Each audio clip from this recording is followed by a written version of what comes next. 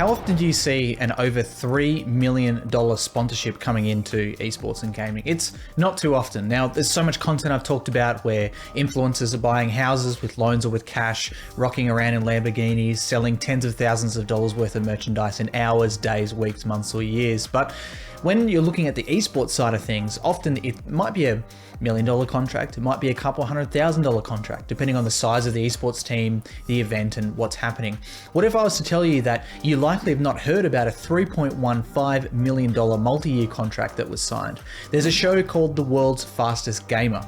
Last season was won by a friend of mine, James Baldwin, who we've done a bit of content with previously, based out of the UK. And basically they took James and they took a bunch of other contestants to go from sim drivers to real life drivers, winning a $1 million McLaren real life racing contract. Now, this was a competition-based reality TV show where they had to put all of their skills to the test, both in sim racing environments and real life racing environments.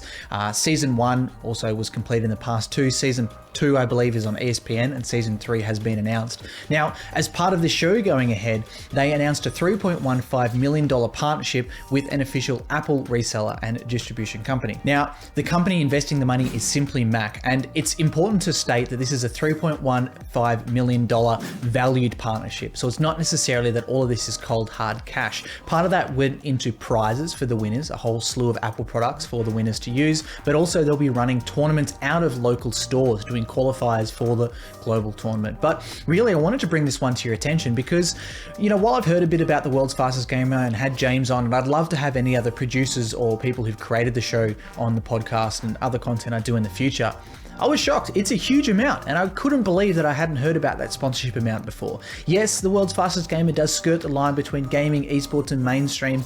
Yes, it's not something that's, say, hardcore esports like a $1 million tournament or a $30 million Dota 2 international tournament might be. But for that to fly under my radar, I was quite surprised. So I'm wondering, did you hear about this partnership? We'll put some links down below so you can read and you can check out a bit more.